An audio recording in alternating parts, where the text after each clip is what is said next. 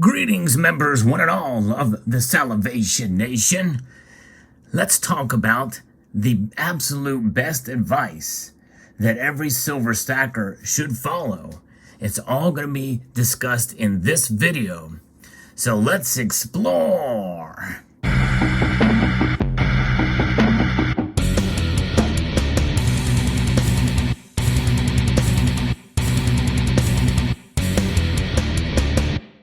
Yes, indeed. We're going to be looking at 5 different things that we're going to be discussing in terms of the advice that should be adhered to whenever you're buying as a silver stacker. Now, it may be a little difficult for some because most silver stackers do tend to evolve into collectors in one form or another. And you have to sort of discount some of what I'm going to say if you do get into collector mode, at least to some level. But regardless, there are certain types of silver that you do accumulate for the stack. And we're going to be talking about those things here. 5 of them, actually, and with a little bit of bonus at the end. So I hope you will stay tuned for that. But this is everything you need to know as far as advice for the pure silver stacker. Number 1, and a lot of these are pretty much common sense, but many times common sense goes out the window whenever we buy based off of fear or based off of availability of a certain product, or if you have your mindset on a certain product, which we're going to kind of talk about later. But the number 1 thing is to find the best deal. You want to pay the lowest above spot price for silver. That's really the bottom line. You get it as cheap as possible. There are places to go, depending on what you're looking for, whether it be from your local coin shop, which is known as an LCS, or whether you buy online. You need to do a little research, a little cost comparison, and findbullionprices.com is one way to do it. It's not an exhaustive website for finding the best deals online, but it is certainly a resource that you can use. Otherwise, you can sign up to be on mailing list on multiple trusted bullion dealer websites. And if you do, look out for some sales. They do come around, and there are times when the premiums are higher than others. And sometimes that shift of the premium means that you have to look out for the best deal depending on what you're buying. And we'll get more in that aspect here later on.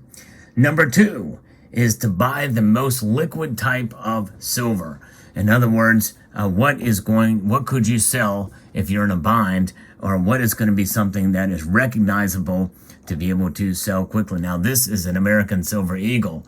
As the time of the recording of this video, I would not recommend buying these coins. This is a 2017 dated American Silver Eagle. At the time of its purchase, well, the premiums were much lower. It's a very much a coin in high demand, and so therefore the premiums are very, very high.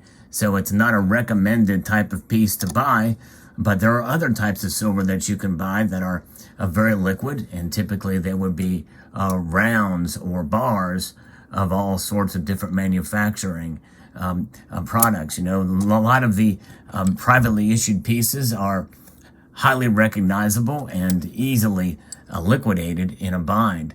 A lot of these, what they refer to as generic, I like the term privately issued bullion, is something that is very easy to sell and liquidate if need be. But obviously government issued bullion coins are much more liquid. There's also things like constitutional silver as well that are very liquid and very easily to sell, especially. And so that is the way to do it. And so finding those good deals and finding the most liquid means being on the hunt and finding out and educating yourself on what is the case. Privately issued bullion bars, another way to be able to get cheap silver with low premiums and be able to sell them and liquidate them as needed. Typically, the larger size that you buy, the lower the premium. You know, these 5-ounce bars, they're going to have somewhat of a premium on them, but not as much typically as 1-ounce rounds, although it is close. 10-ounce bars, such as you see here, you're going to be mostly a sweet spot In some cases, in some time frames, such as right now, the 10-ounce bar seems to be the sweet spot. Or if you put a little bit more money and buy a kilo size bar, you typically get the best deal. But again, it's about looking out for those deals and being able to make decisions based off of what's available and what is most liquid. What could you sell in a bind if you needed to? Who would buy your silver from you? What's recognizable? Typically, poured silver products are the least recognizable, though they are beautiful. And some of them are made by some well-known manufacturers. Some of them are not. You have to buy those as a collector. Typically, they're higher premium anyway. But typically, as a pure silver stacker, you want to avoid poured silver for the most part, although they are very nice. Now, the third the third piece of advice, which is probably the most valuable advice I could give, is once you buy that silver, even if you feel like you didn't get a good deal on it or the spot price drops fairly dramatically from the time that you make the purchase, and I'll get to that in a moment, and the third thing to do is to hold on to your silver. There is an adage that some balk at that says, hey, you don't lose unless you sell. But really, it is true. The best thing to do is hold on through those times when the markets do not agree with where you think the price of silver should be. In due course, and it has proven itself time and time again, it will for you personally. And that's really what it's about. This is a personal journey. It's your money you're putting into silver, which is why that first tip to find the best deal is so important, because you're going to minimize losses, because there will be losses in terms of the life that you hold that silver. In one way or another, you're going to see losses. I could pull out plenty of times where I have bought silver with still the price on a 1 ounce round and I paid less than $10 for it. I paid less than $5 for them. There's plenty of examples where I could show you where that has occurred. And so therefore, understanding that through the course of time makes it a little bit easier. And that gets me to the fourth piece of advice which I could give, and that is not just dollar cost averaging, and I'll explain what that is in a moment, but what I like to refer to as smart dollar cost averaging. That's right. So dollar cost averaging is essentially buying on a budget, setting aside a monthly budget or a weekly budget, and buying the amount of silver that you can get for whatever money you have in your budget at any particular point in time. And I agree with that process. It gets you into a habit of buying based off of what you have available. And most people that are intelligent enough to do this and utilize common sense and have good fiscal responsibility, they are not going to buy anything more than what they can afford. They set discretionary funds in their budget in order to make these purchases.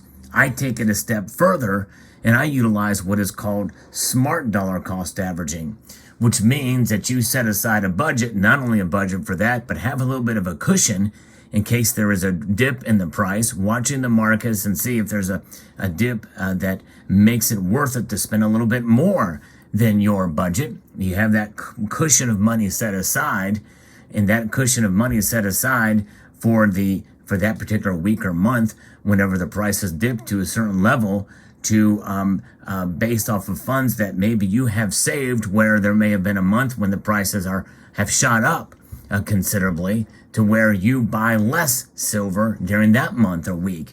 In fact, there could come a point in time where the prices get so high you don't buy at all during that month and during that point in time. Because yes, believe it or not, and this is probably another best piece of advice that one can give, there is a time to buy and there's also a time not to buy silver. And you should always take that into account as well. Do not be pressured into buying anything. But if you're going to commit to buying silver, you want to do it in the smartest way possible. So that is smart dollar cost averaging. And then the fifth best piece of advice that every silver stacker should follow, that is to be persistent and agile.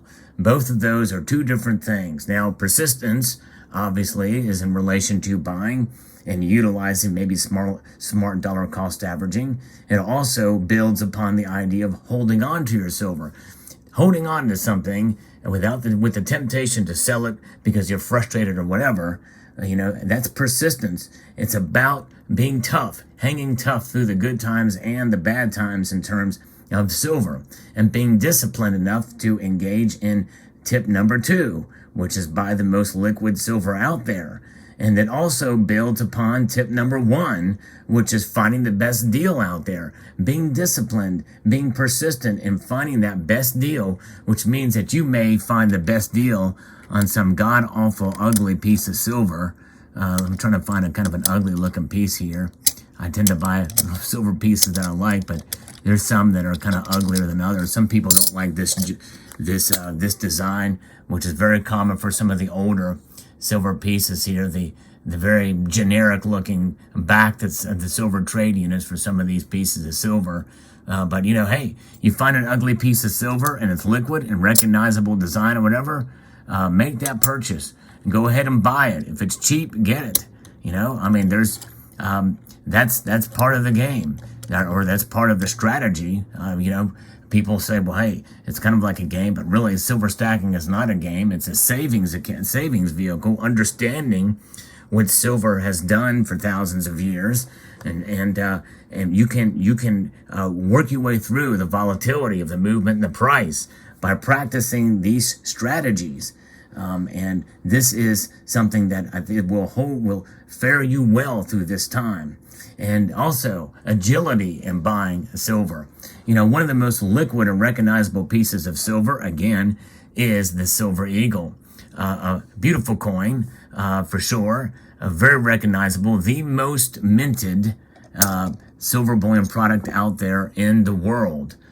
Without a doubt, the American Silver Eagle is the most recognized and the most liquid in the world. Now, obviously, in European nations and other nations around the world, it may not be the most popular.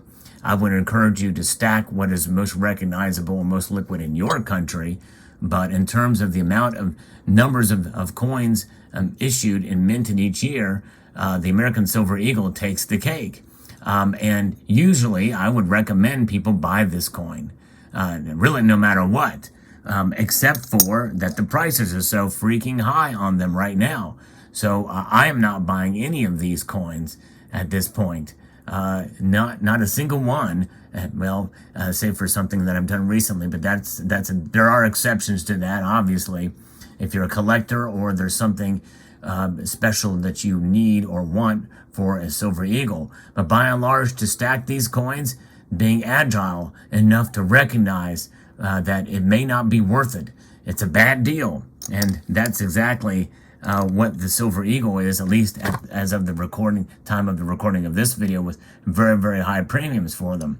And also, if you're not used to stacking bars and you only have rounds or other sovereign bullion coins, and you need to find the best deal, well, you have to be agile enough to look at bars. There is something about being versatile and diversity from with even silver.